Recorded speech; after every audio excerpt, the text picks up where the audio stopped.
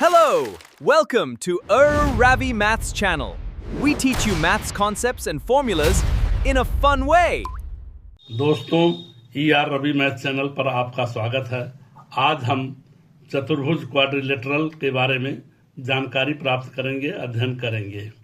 चतुर्भुज के प्रकार, उसकी आकृति, डायग्राम, गुणधर्म यानी प्रॉपर्टीज के बारे में हम जानकारी प्राप्त करेंगे, अध्ययन करेंगे।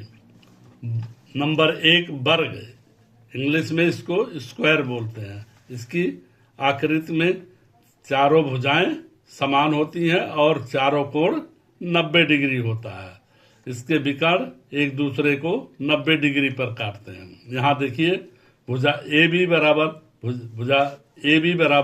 भुजा बी सी बराबर सी डी बराबर डी ए, यानी चारों भुजाएं समान है।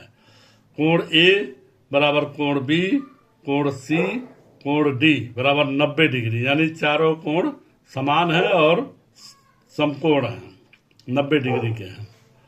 भुजा A B parallel to D C, मतलब आमने सामने की भुजा पैरेलल होती है। भुजा A D parallel to B C. विकर्ण ए सी बराबर विकर्ण डी बी, यानी दोनों विकर्ण की लंबाई बराबर होती है और एक दूसरे को 90 डिग्री समकोण पर काटते हैं। विकर्ण और भुजा से बने चारों त्रिभुज सर्वांगसम होते हैं।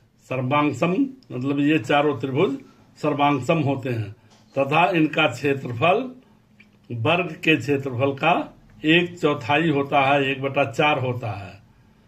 वर्ग में 4 सममित सिमेट्री रेखाएं होती हैं। ये तो इधर हॉरिजॉन्टल रेखा, बीचों बीच हॉरिजॉन्टल रेखा, बीचों बीच वर्टिकल रेखा और बीचों बीच ये डायगोनल, दोनों डायगोनल रेखा 4 सममित रेखाएं होती हैं। अब यहाँ पर हमें देखिए वर्ग का क्षेत्रफल हम इसको सीधा सीधा निकाल सकते हैं। भुजा का वर्ग, एक भुजा, चारों भुजाएं बराबर है तो भुजा का वर्ग बराबर, यानी अगर भुजा ए है तो ए स्क्वायर हो जाएगा। वर्ग का परिमाप, चारों भुजाएं बराबर है तो 4 गुणे भुजा, यानी 4a। वर्ग का विकर्ण भुजा गुणे √2 या a√2, जिसकी लंबाई d है। विकर्ण के आधार पर क्षेत्रफल अगर हम निकालें, अगर हमको भुजा नहीं पता है, विकर्ण पता है, तो विकर्ण के आधार पर हम क्षेत्रफल निकाल सकते हैं। विकर्ण का स्क्वायर बटा 2, डी स्क्वायर, विकर्ण d है तो d स्क्वायर बटा 2। अब यहाँ देखिए आयत में 2 भुजाएं आमने सामने की बराबर होती हैं और यहाँ चारों भुजा बराबर नहीं होती हैं। आयत इंग्लिश में रेक्टेंगल बोलते हैं। इसकी गुणधर्म इस प्रकार है। भुजा ए बी बराबर भुजा सी डी एवं भुजा बी सी बराबर भुजा ए डी या डी ए। कोण ए, कोण बी, कोण सी, कोण डी, ये चारों कोण बराबर होते हैं, 90 डिग्री के होते हैं, यानी चारों कोण समकोण हैं। भुजा ए बी पैरेलल टू भुजा डी सी एवं A D parallel to B C, यानी आमने सामने की दोनों भुजाएं पैरेलल होती हैं। विकर्ण ए सी बराबर डी बी, यानी यहाँ भी विकर्ण ए सी और विकर्ण डी बी दोनों बराबर होते हैं और दोनों को बराबर भाग में विभाजित करते हैं, एक दूसरे को बराबर भाग में काटते हैं। अब यहाँ पर हम देख सकते हैं विकर्ण ए ओ बराबर ओ सी, यानी 2 बराबर भाग है, बराबर बी ओ बराबर ओ डी, यानी ये विकर्ण जो एक दूसरे को काटते हैं ये बराबर भाग में हैं। अब इससे बने त्रिभुज ए ओ डी, त्रिभुज ए ओ डी सर्वांगसम त्रिभुज BOC, यानी ये त्रिभुज इसके सर्वांग है और ये त्रिभुज इसके सर्वांग है। त्रिभुज AOB सर्वांग DOC। आयत में दो सममित रेखाएं होती हैं, ये इसके हॉरिजॉन्टल और बीचों बीच वर्टिकल रेखा। यहां पर डायगोनल रेखा नहीं हो सकती है। भुजा और विकर्ण से बनने वाले चारों त्रिभुज, भुजा और विकर्ण से इसमें चार त्रिभुज बन रहे हैं। चारों त्रिभुज का क्षेत्रफल बराबर होता है, लेकिन भुजा चारों त्रिभुज सर्वांग नहीं होते हैं। केवल क्षेत्रफल बराबर होता है और आयत के क्षेत्रफल का 1/4 होता है।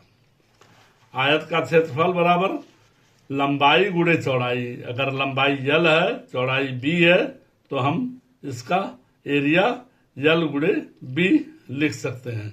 परिमाप 2 गुणे लंबाई प्लस चौड़ाई, यानी लंबाई चौड़ाई का योग का 2 से गुणा करेंगे तो परिमाप निकल जाएगा। पेरीमीटर बराबर 2 इंटू L प्लस B। विकर्ण की लंबाई, विकर्ण की लंबाई हम निकाल सकते हैं अंडर रूट लंबाई का स्क्वायर अंडर रूट चौड़ाई का स्क्वायर, यानी इसको हम लिख सकते हैं under root L square plus under root B square. ये विकर्ण की लंबाई हो जाएगी। तो दोस्तों अगले चतुर्भुज पे हम चलते हैं। नंबर 3, समचतुर्भुज। समचतुर्भुज में, जिसको इंग्लिश में रोम्बस भी कहते हैं, तो समचतुर्भुज की चारों भुजाएं समान होती हैं, बराबर होती हैं। भुजा AB बराबर भुजा BC बराबर CD बराबर DA, यानी चारों भुजाएं बराबर हैं। भुजा AB पैरेलल टू DC, यानी आमने सामने की भुजा पैरेलल होती है। AD parallel to BC। कोण, अब यहां पर ये समचतुर्भुज के चारों कोण बराबर नहीं होते हैं। यहाँ केवल आमने सामने के कोण बराबर होते हैं। कोण A बराबर कोण C और कोण C बराबर कोण B बराबर कोण D, ये आमने सामने के कोण बराबर होते हैं। और ये आसन्न कोण A कोण B का योग बराबर कोण C कोण D बराबर 180 डिग्री होता है। मतलब ये दोनों एक लाइन पर जो कोण बने हैं, ये दोनों बराबर होते हैं।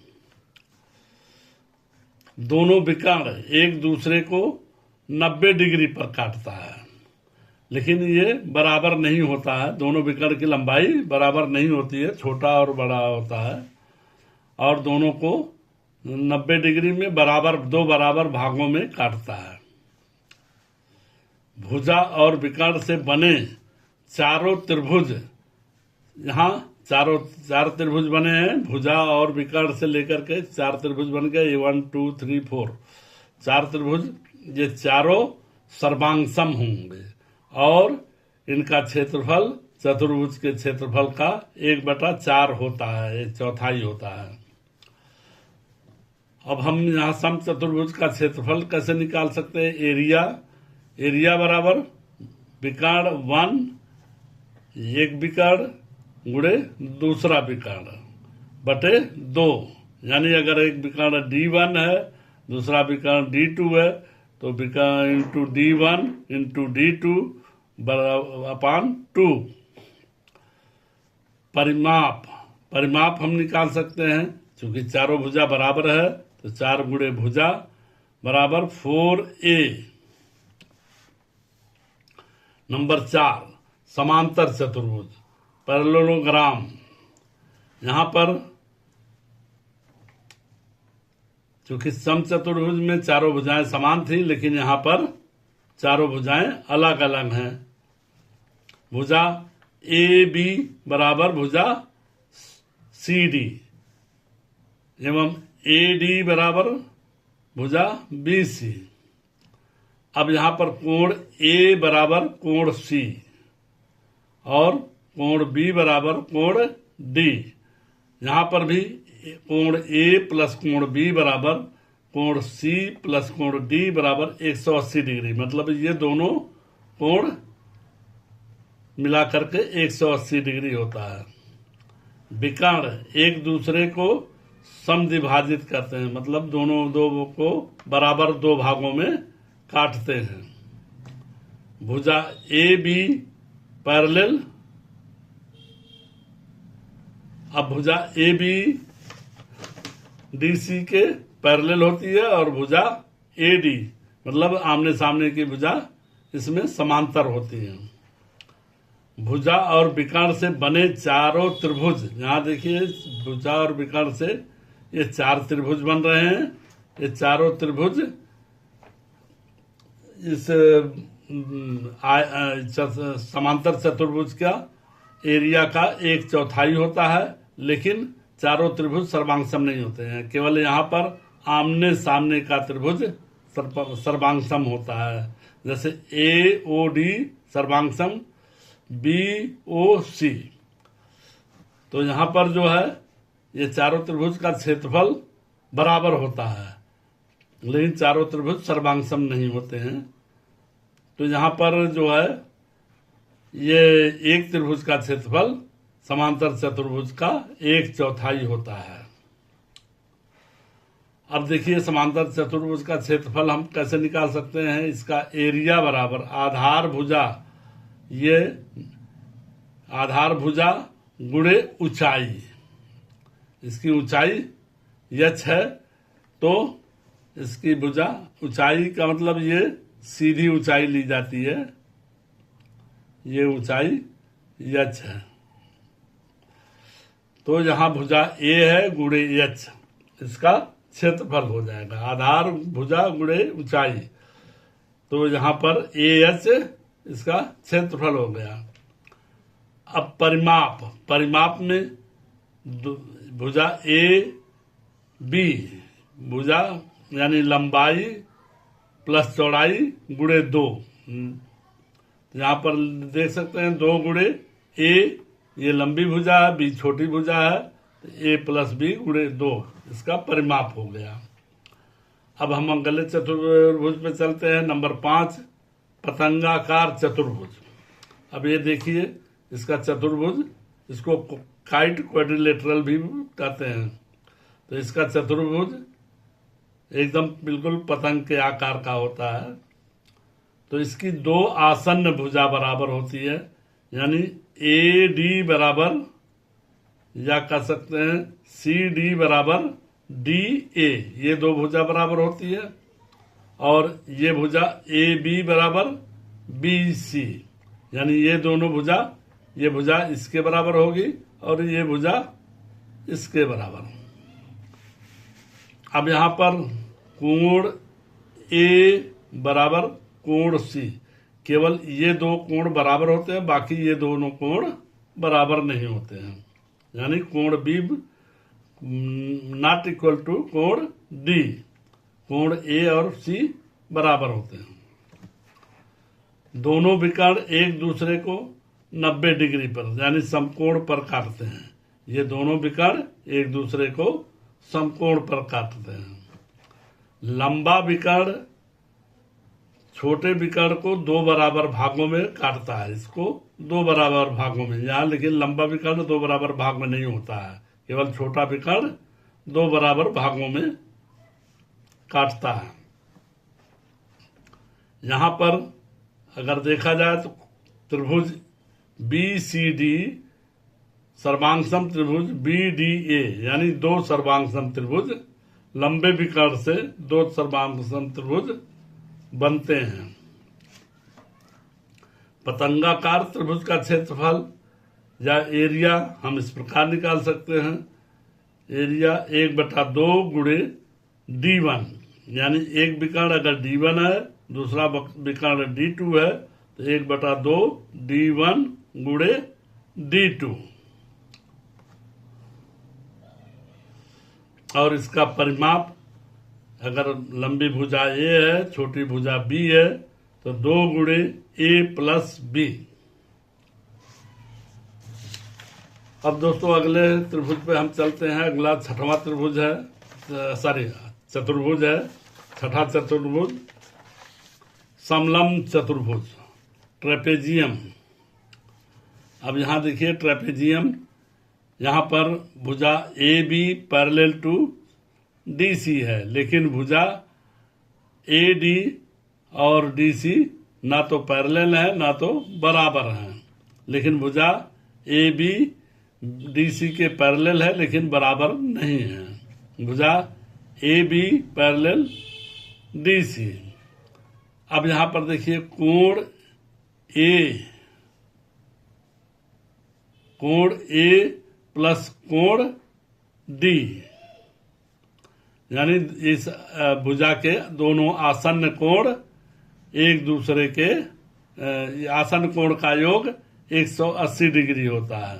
अब यहाँ पर कोण सी और कोण बी, ये इस भुजा का आसन्न कोण है, तो बी प्लस सी बराबर 180 डिग्री।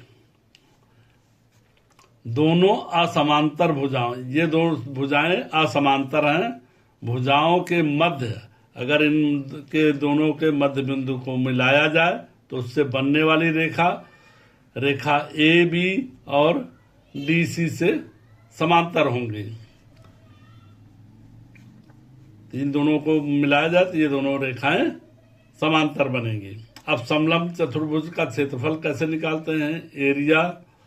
एरिया बराबर 1/2।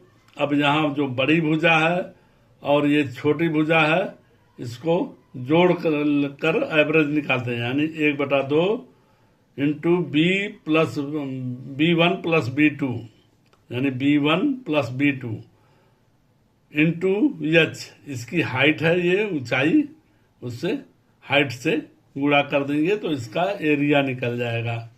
और परिमाप के लिए हम चारों भुजाओं का योग ले लेते हैं।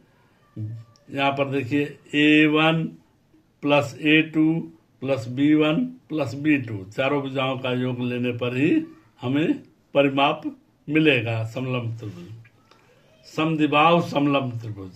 समद्विबाहु समलंब त्रिभुज में दो भुजाएं आमने सामने की समांतर होती हैं लेकिन बराबर नहीं होती हैं, और उसके दो साइड में जो तिर्यक भुजा होती है, दोनों तिर्यक भुजा की लंबाई बराबर होती है, इसलिए इसको समद्विबाहु समलंब चतुर्भुज आइसोस्केल ट्रेपेजियम कहते हैं। भुजा ए बी भुजा डी सी के पैरेलल है, समांतर है। अब यहाँ पर भुजा ए डी, ये भुजा और ये भुजा बी सी दोनों बराबर हैं। कोण ए और कोण बी बराबर होता है। अब कोण डी और कोण सी बराबर होता है। विकर्ण ए सी बराबर विकर्ण बी डी, ये दोनों विकर्ण बराबर होंगे।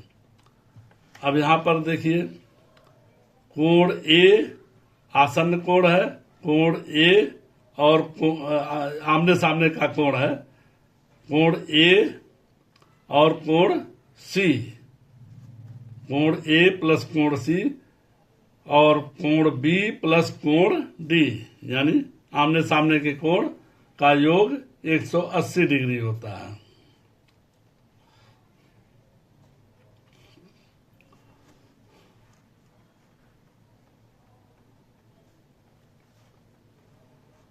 अब यहां पर देखिए दोनों विकर्ण एक दूसरे को समान अनुपात में काटते हैं, मतलब ये दोनों समान बराबर हैं तो ये बराबर इसके होगा और ये बराबर इसके होगा, यानी ये बराबर इसके और ये बराबर इस भुजा के। ओबी AO बराबर OB और OC बराबर OD, यानी इसको समान अनुपात में विभाजित करता है। अब समद्विबाहु समलंब चतुर्भुज का क्षेत्रफल हम निकाल सकते हैं। एरिया बराबर 1/2। अब यहाँ B1 B2 का योग हो जाएगा, बड़ा दोनों समांतर भुजाओं का योग, यानी B1 प्लस B2 इंटू ये वर्टिकल हाइट है, ऊंचाई है, गुणे ऊंचाई h 1/2 गुणे B1 प्लस B2 गुणे h हाइट। अब इसका परिमाप अगर हम देखें तो यहाँ पर दो भुजा ए बराबर है और यहाँ पर B1 B2 अलग अलग, तो इसका परिमाप हो जाएगा B1 plus B2 plus 2a। अब अगला चतुर्भुज है 8वां, अनियमित चतुर्भुज। मतलब इसमें कोई भुजा समान नहीं होती है या नहीं हो सकती है, कोई कोण भी नहीं समान हो सकते हैं, तो इनकी भुजाओं में कोई समानता नहीं होती है, इनके कोणों में भी कोई समानता नहीं होती है। कोण ए, कोण बी, कोण सी, कोण डी, ये चारों कोणों का योग 360 डिग्री होता है, जो कि सारे चतुर्भुज में चारों कोण का योग 360 डिग्री होता है। अनियमित चतुर्भुज का क्षेत्रफल निकालने का कोई सीधा सूत्र नहीं है। इसे 2 या 2 से अधिक त्रिभुजों में बांटकर हेरन्स फार्मूला a बराबर √s into s minus a into s minus b into s minus c के आधार पर निकाल सकते हैं। यहाँ s बराबर हो जाता है a plus b plus c बटा 2। तो इसके आधार पर हम इसका क्षेत्रफल, इसके विकर्ण को मिला करके 2 त्रिभुज में बांट लें और इसके आधार पर हम दोनों त्रिभुजों का क्षेत्रफल निकाल करके उसको जोड़ सकते हैं। यहाँ जोड़ लेंगे।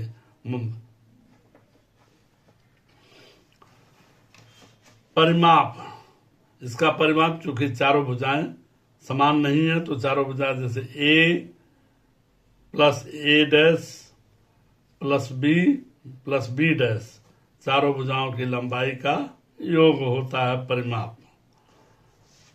तो दोस्तों, ये आप चतुर्भुज के बारे में आज जानकारी प्राप्त कर ली है, अध्ययन कर लिए। इनको हम काफ़ी समरी के हिसाब से बना दिया है ताकि आपको लोगों को इससे आसानी से समझ में आ जाए।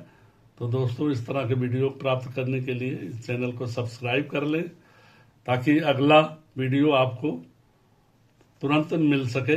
धन्यवाद दोस्तों। कृपया हमारे चैनल ER रवि मैथ्स को लाइक और सब्सक्राइब करें and press the bell icon को दबाएं ताकि आप कोई भी नया वीडियो मिस न करें। बूम।